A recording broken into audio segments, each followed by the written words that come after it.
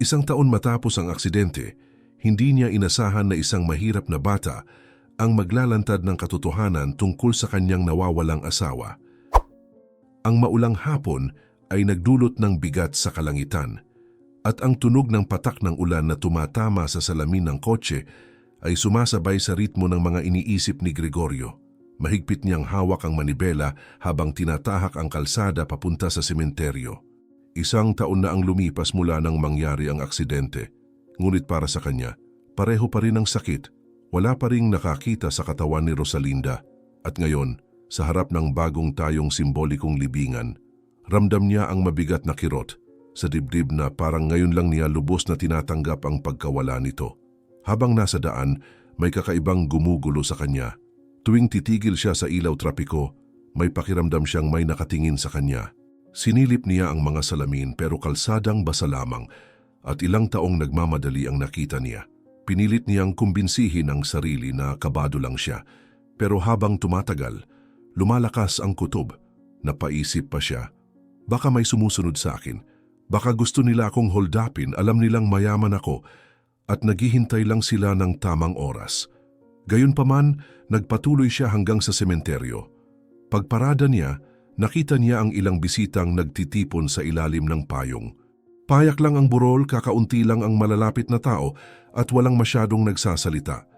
Nandoon ang kanyang ina, si Teodora, seryoso gaya ng dati. Huminga ng malalim si Gregorio, kinuha ang dala niyang bulaklak at lumapit sa puntod. Mas malakas na ang ulan ngayon at ang putik na halo sa nalaglag na mga dahon ay nagpapadulas sa lupa. Lumuhod siya, maingat na inilagay ang mga bulaklak sa lapida at bumulong ng ilang salita para kay Rosalinda, pinipigilan ang emosyon na nagpapakaba sa kanya. Doon niya naramdaman ang malamig na kamay na humawak sa kanyang balikat. Nagulat siya, mabilis na lumingon at nakita ang isang payat na batang babae, simple ang suot, basa ang buhok sa ulan at seryoso ang tingin. Bago pa man siya makapagtanong, halos pabulong nitong sinabi, "Buhay pa ang asawa mo." Tinitigan ni Gregorio ang bata, hindi makapaniwala. "Ano? Paanong buhay? Imposible yan." Pumasok sa isip niya ang imahe ng kotse nang iahon ito mula sa ilog. Siya mismo ang nakakita sa mga guho nito. Para sa lahat, walang duda na patay na si Rosalinda noong gabing iyon. Pero hindi umatras ang bata. Diretso siyang tiningnan at mariing sinabi, "Mapapatunayan ko. Pero para lang sa inyo." Hindi nakasagot si Gregorio. Sa paligid napansin niyang may ilang bisita na napatingin sa kanila, nagtatanong kung ano ang nangyayari. Kinailangan niyang magpanggap. Pinilit niyang ngumiti at sinabi ng malakas para marinig ng iba, "Anak ka siguro ng isa sa mga trabahador, ano? May dala ka lang sigurong mensahe." Lumingon siya sa mga bisita at dinugtungan, "Kung minsan kung ano-ano ang sinasabi ng mga bata, huwag niyo nang pansinin." Sa ganitong paraan, naitaboy niya ang mga tingin at bumalik sa seremonya, kahit magulo ang isip niya. Habang tinatapos ng pari ang huling dasal, hindi mapakali si Gregorio. Mabilis ang tibok ng puso niya at paulit-ulit na pumapasok sa isip niya ang sinabi ng bata. Buhay si Rosalinda. Parang kabaliwan niyon. Baka katang-isip lang ng isang bata, pero may kung anong seryosong bagay sa tingin nito na bumabagabag sa kanya. Pilit niyang pinapaniwala ang sarili na imposibleng totoo iyon. Kung buhay nga ang asawa niya, siguradong may nakaalam na noon pa. Pero paano kung totoo? Paano kung may maliit na tsansang nagkamali silang lahat? Natapos ang burol, isa-isang nagsiuwian ng mga tao at patuloy pa rin ang ulan. Nananatili pa rin doon si Gregorio, nakatitig sa puntod, nang muli niyang maramdaman ang presensya ng bata. Hinintay nitong umalis ang lahat at saka mahina pero mariing sinabi, "Kung gusto ninyong malaman ang katotohanan, puntahan niyo ako mamaya nang walang ibang makakaalam. Ipapakita ko sa inyo kung nasaan siya." Lumingon si Gregorio para siguraduhing walang ibang nakakarinig at mahina ring sumagot, "Bakit kita paniniwalaan? Isang buong taon na ang lumipas at wala ni anumang palatandaan. Nasaan ang asawa ko kung ganoon?" Sagot ng bata, "Ako ang magdadala sa inyo sa kanya, pero ngayong araw lang at wala kayong pwedeng pagsabihan." Lumapit pa ng kaunti si Gregorio at mahina ring sinabi para walang makarinig, "Hintayin mo hanggang matapos ang burol. Tumayo ka lang sa tabi at huwag kang magsalita. Kakausapin kita pagkatapos.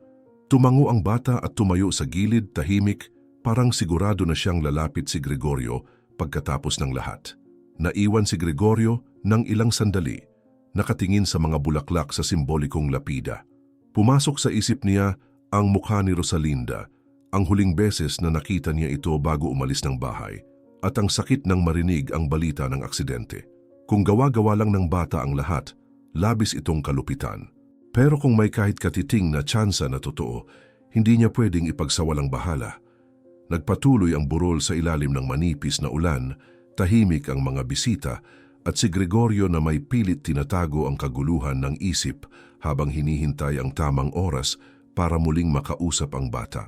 Bago tayo magpatuloy, may espesyal kaming healing. Ibinabahagi namin ang mga kwentong ito ng libre at para magpatuloy kami, hinihiling naming mag-iwan kayo ng like at mag-subscribe.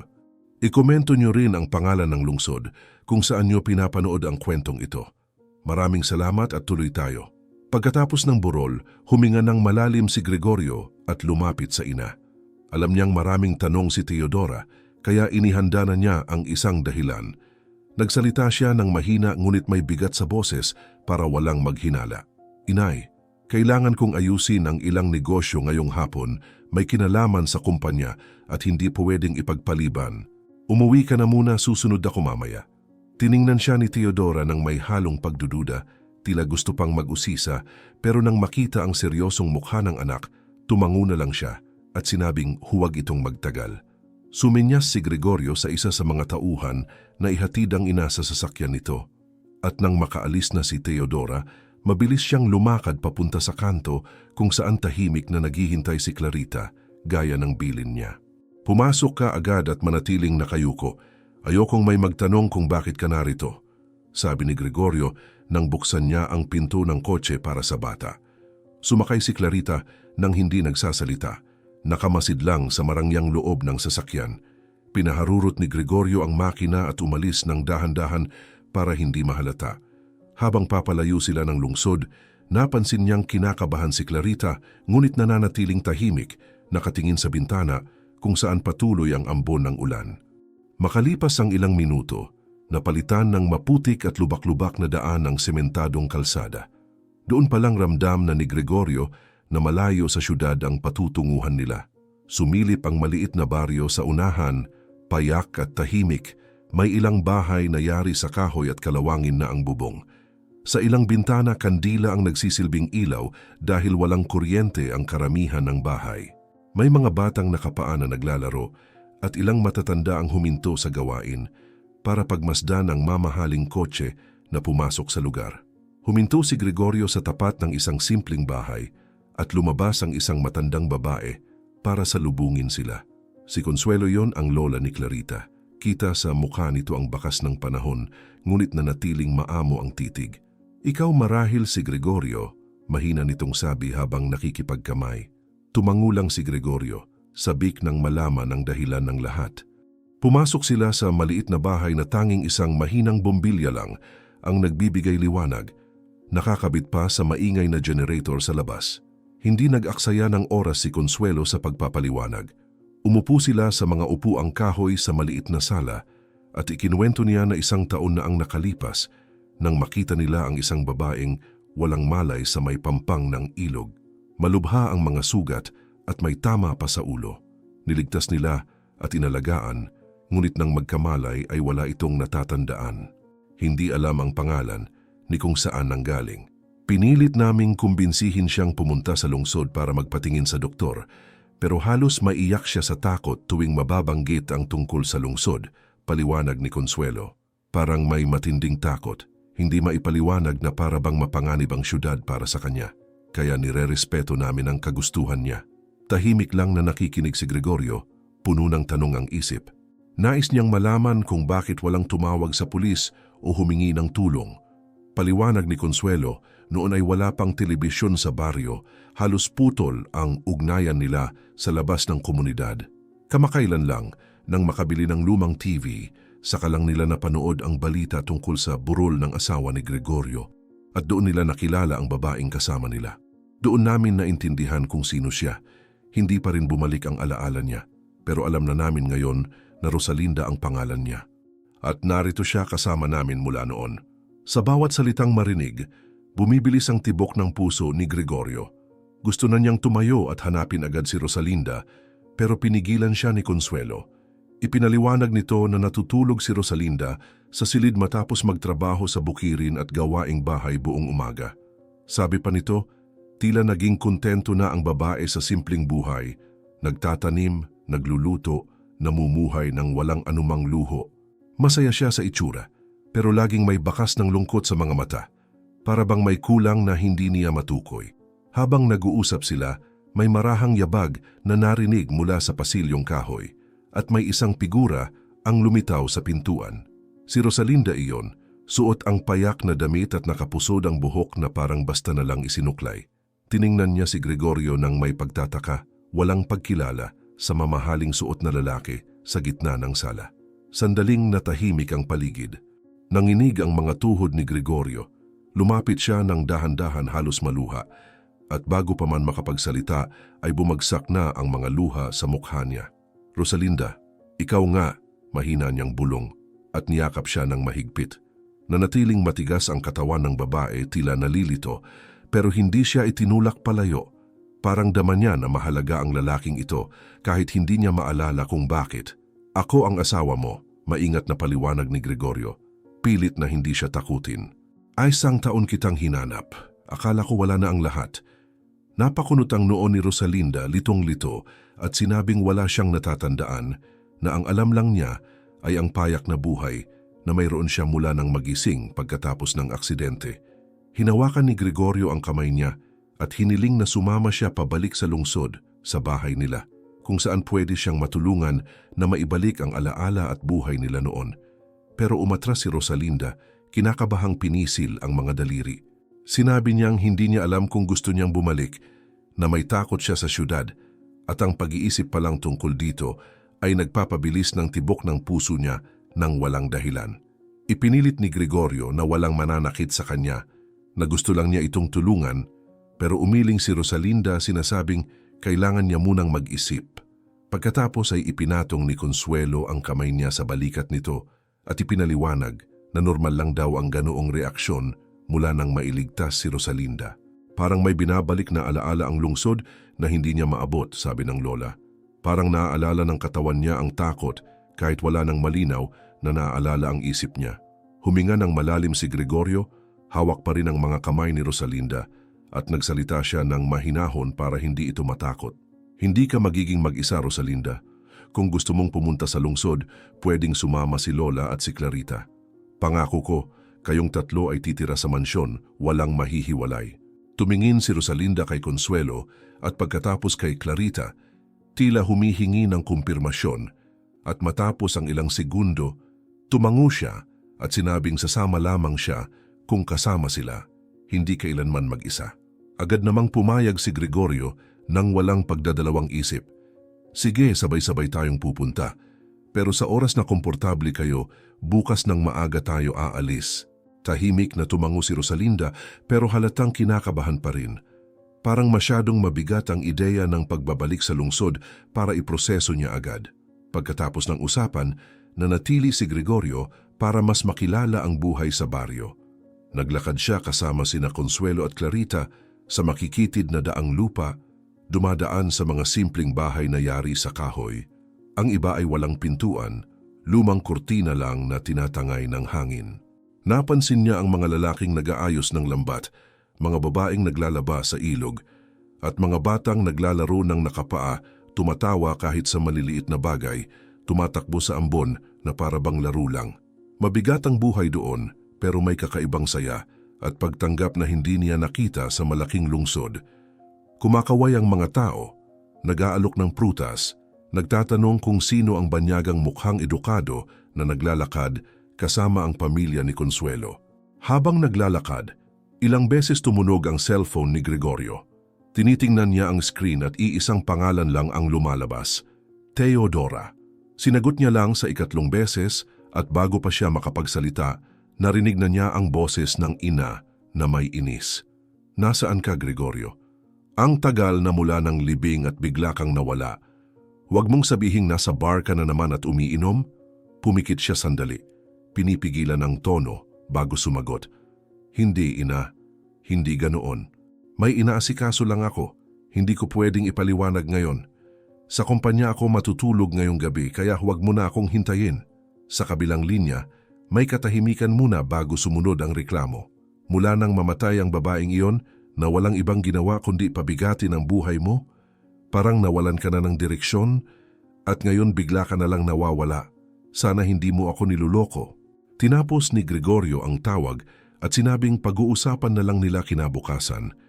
Hindi na nagbigay ng paliwanag, nagtataka kung bakit ganoon kainit ang reaksyon ng ina tungkol sa asawa niya. May kakaibang nangyayari dito at aalamin ko kung ano. May parte na hindi nagtutugma, naisip niya sa sarili. Sa mansyon, paikot-ikot si Teodora sa maluwang na sala, nagsasalita mag-isa. Kahit patay na, naaabala pa rin ng babaeng yon ang anak ko. Hindi naman siya dati ganyan, palaging maayos ang isip, pero mula nang ikasal siya, parang nawala sa tamang direksyon. At ngayon, kahit patay na, hindi pa rin pinapalaya ang batang ito. Lalong uminit ang ulo niya habang nagbubulong, hindi man lang alam ang totoong nangyayari. Samantala, sa baryo, tinulungan ni Gregorio si Consuelo na ayusin ang bintanang malakas isara kapag mahangin.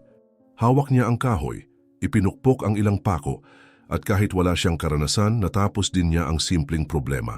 Ngumiti si Consuelo at nagpasalamat, sinabing hindi araw-araw may mayamang tumutulong doon. Sumagot si Gregorio na iyon man lang ang maibabalik niya sa lahat ng kabutihan para kay Rosalinda. Sa mas tahimik na sandali, nakaupo sila sa maliit na balkonahe at tinanong niya tungkol sa ina ni Clarita. Gustong maintindihan ang kwento ng bata.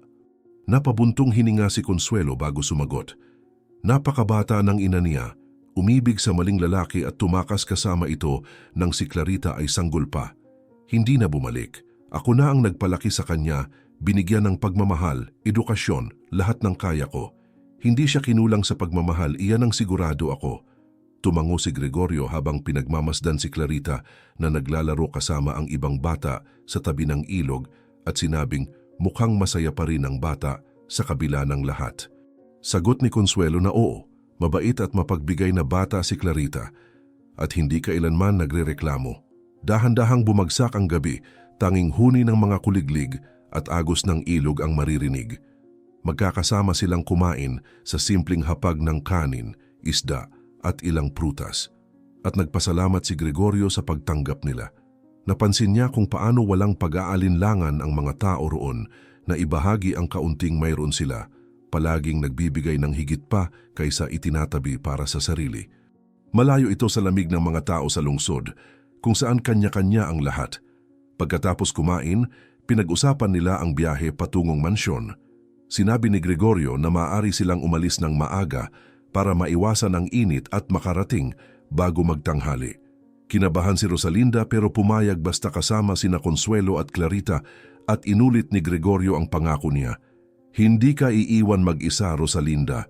Bukas sabay-sabay tayong aalis at makikita mong magiging maayos ang lahat. Tumango siya ng tahimik, malayo pa rin ang tingin. Nag-alok si Consuelo na doon na matulog si Gregorio para madaling makaalis kinabukasan. Nagpasalamat siya pero tumanggi, sinabing ayaw niyang makaabala.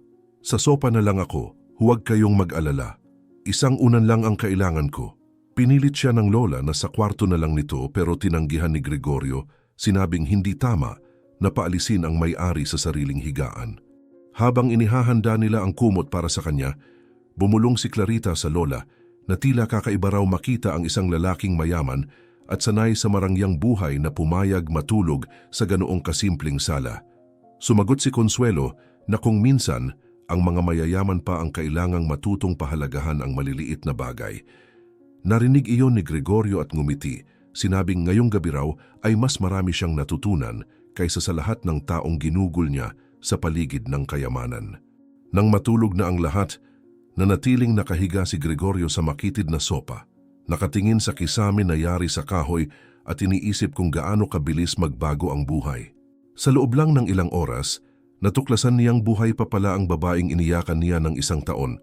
At ngayon, bukod sa pagharap sa pagkabigla, Kailangan pa niyang kumbinsihin itong bumalik sa syudad nang hindi ito mas lalong matakot at kailangan din niyang harapin ang ina niya na palaging stress at sa lahat ibinubunton ang inis.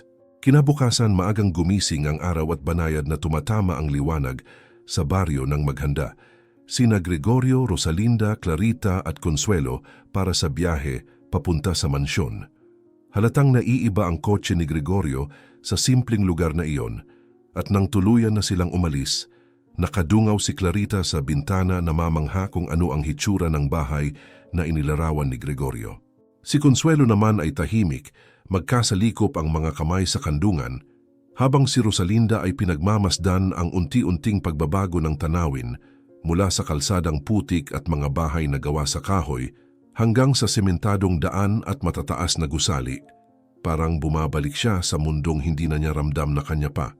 Pagdating nila, bumaba ng dahan-dahan sina Clarita at Consuelo, parehong namamangha sa paligid.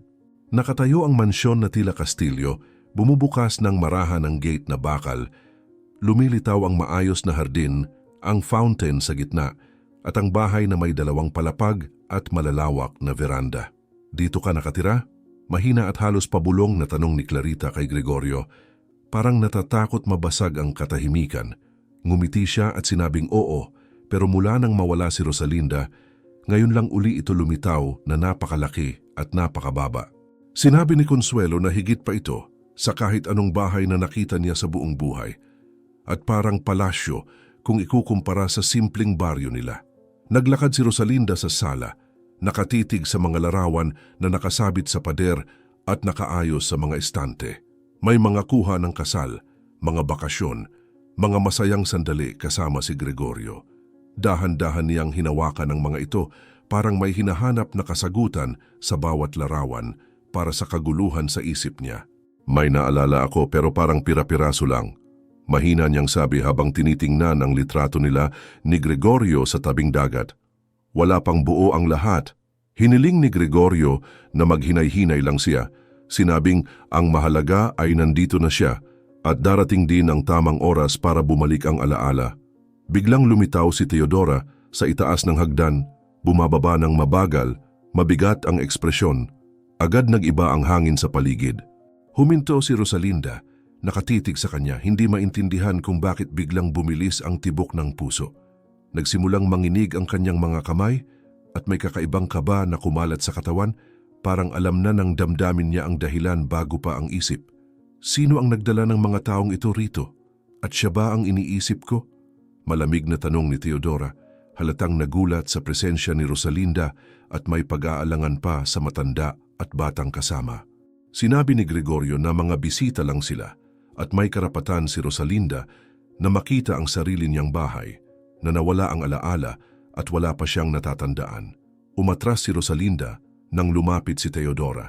Biglang may mga alaalang sumulpot sa isip niya, mabilis na mga piraso ng nakaraan. Ang hapunan sa lumang bahay, si Teodora na nagsisilbi ng pagkain, ang mabibigat na salitang binitiwan ng gabing iyon. Ang tahimik ngunit malinaw na banta para layuan niya si Gregorio. Ang tingin ng paghamak ng malaman nitong galing siya sa mahirap na pamilya.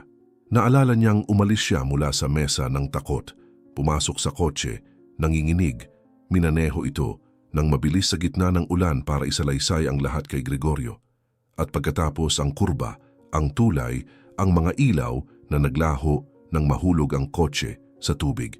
Ikaw yon, nanginginig ang tinig ni Rosalinda, nakaturo kay Teodora. Ikaw ang dahilan kung bakit ako tumatakas ng gabing iyon. Sinira mo ang kasal ko. Gusto ko lang sabihin kay Gregorio ang lahat ng ginawa mo. Napalingon si Gregorio sa ina, gulat. Pero taas-baba lang ang baba ni Teodora. Sinasabing, guni-guni lang daw iyon ng isang babaeng wala sa sarili. Nagpatuloy si Rosalinda, mas matatag na ngayon habang bumabalik ng buo ang alaala. Inanyayahan mo ako para maghapunan, sabi mo may pag-uusapan tayo, pero doon mo ako tinangkang paalisin sa buhay niya. Sinabi mong hindi ako bagay, na dapat may mas maayos siyang makasama kasing yaman niya. Nang tumanggi ako, tinakot mo akong gagawin mong impyerno ang buhay ko. Kaya pumasok ako sa kotse para sabihin lahat kay Gregorio. At sa pagtakas ko ng gabing iyon, nangyari ang aksidente. Nakatingin si Gregorio sa ina, nag-iiba ang ekspresyon sa bawat salitang naririnig. Kaya pala nanirahan ka rito, kasama ko pagkatapos siyang mawala. Nagkukunwaring para suportahan ako pero ang totoo gusto mo lang kontrolin ang buhay ko? Tinangkapang magsalita ni Teodora pero itinaas ni Gregorio ang kamay, pinatahimik siya. Halata ang galit at pagkadismaya sa mukha niya. Samantala si Consuelo, ramdam ang tumitinding tensyon, ay dahan-dahang kinuha ang lumang cellphone mula sa bag. Luma na ang teleponong iyon, gasgas ang screen at pudpod ang mga butones, pero sapat para tumawag sa pulis. Maingat siyang lumayo sa isang sulok at nagsimulang i-dial ang numero, mahina ang boses para hindi mahalata. Ngunit napansin ni Teodora ang galaw, biglang lumingon sa pinto, at agad nahulaan ang binabalak ng matanda. Bago pa man makagalaw ang iba, mabilis na tumakbo si Clarita papunta sa pangunahing pinto at iniikot ang susi, isinara ito ng mahigpit. Pagkatapos, inalis niya ang susi mula sa seradura at itinago sa palad.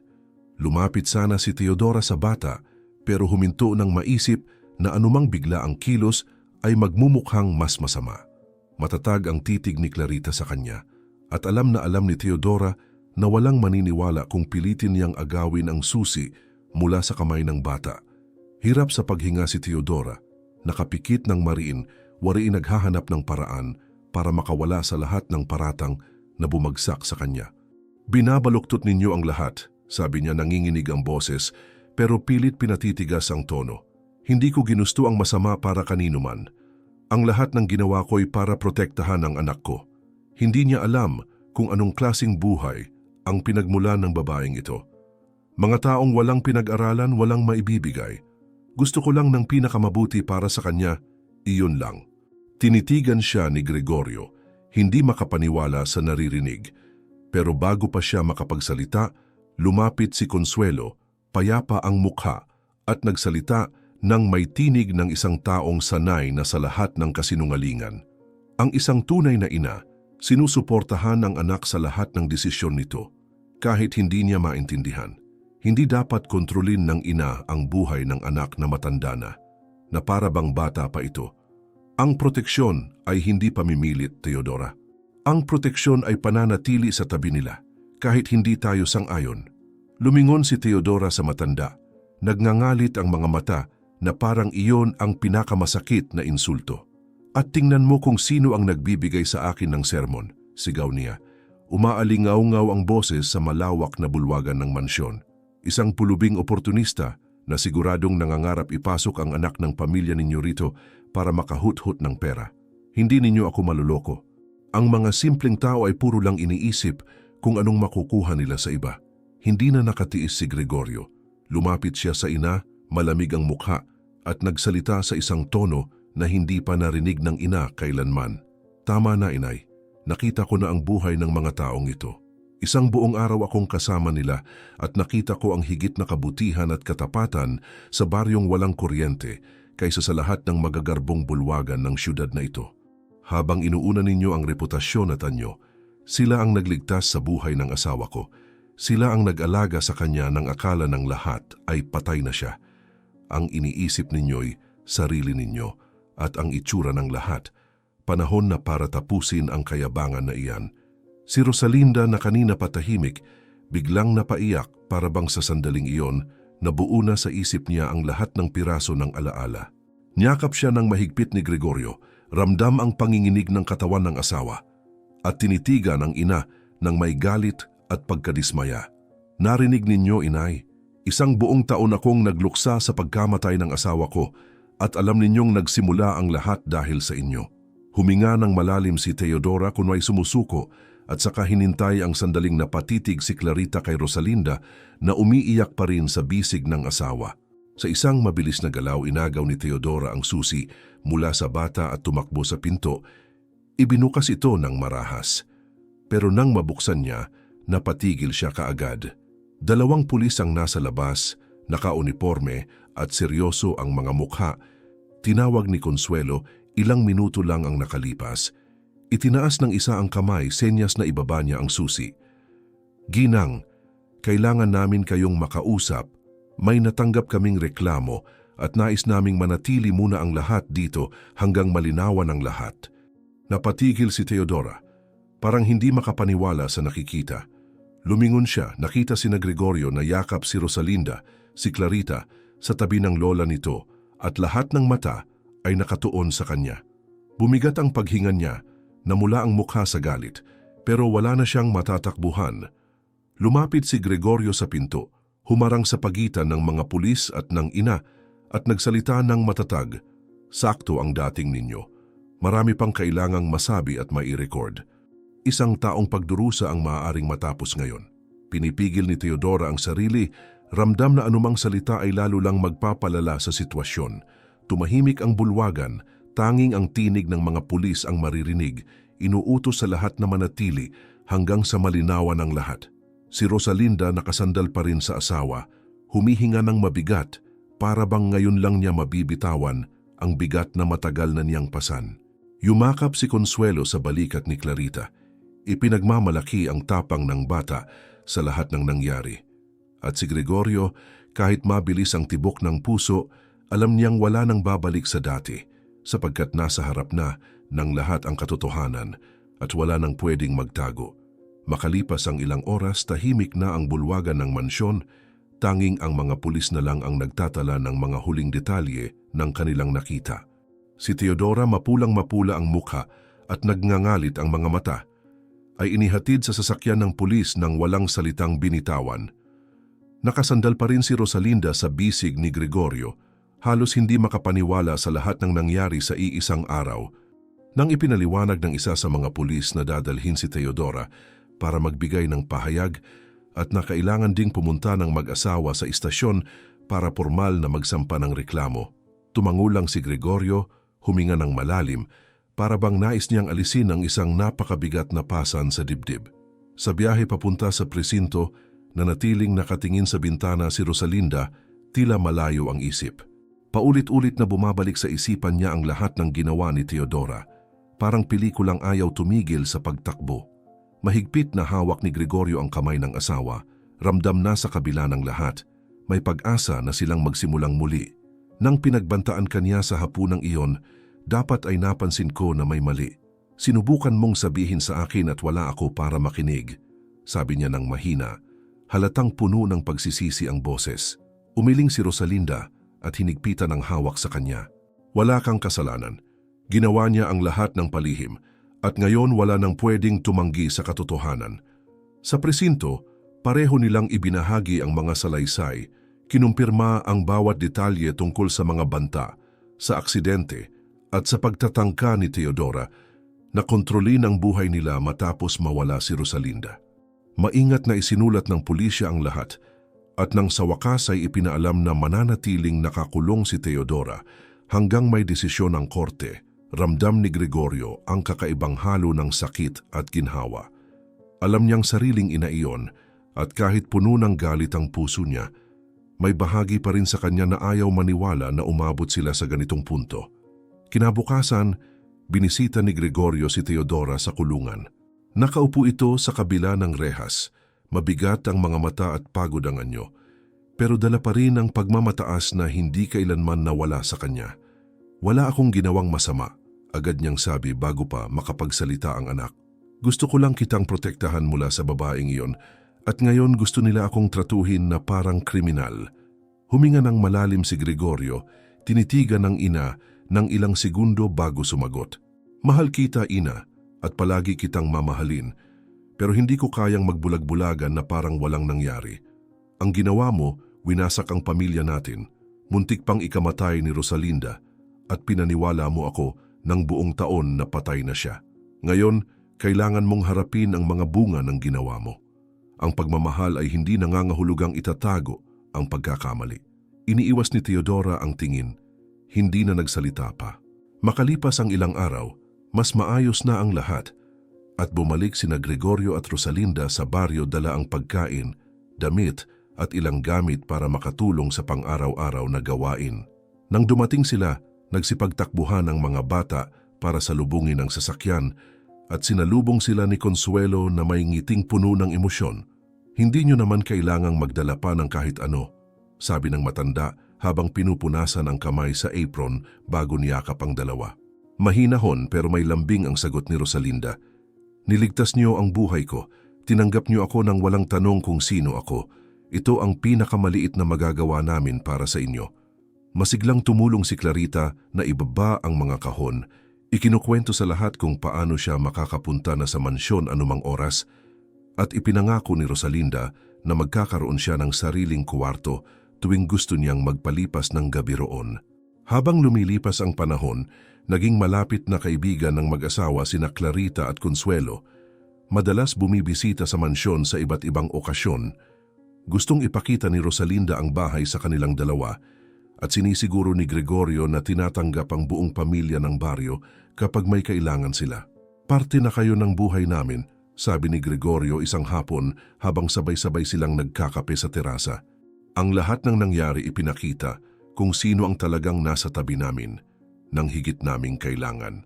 Ngumiti si Consuelo, sinabing hindi kailangan ng marangyang bagay para tumulong, kundi simpleng kagustuhang gumawa ng tama. Maraming salamat sa pananatili hanggang dulo. May inihanda kaming isa pang espesyal na kwento para sa iyo. Makikita mo na ito sa screen ngayon. I-click mo lang para mapanood. Sa mundong puno ng sakit na madalas ay tahimik lang dumadaan, pinili mong makinig hanggang matapos. Kung tumama sa puso mo ang kwentong ito, mag-subscribe ka. Malaking tulong iyon para patuloy naming maibahagi ang mga totoong kwento na dapat marinig. I-komento mo rin kung saan ka nanonood. At kung maaari, i-share mo ito. Maaring maliit lang na bagay, pero ang pagkalat ng kwento ng pagbangon ay pagkalat din ng pag-asa.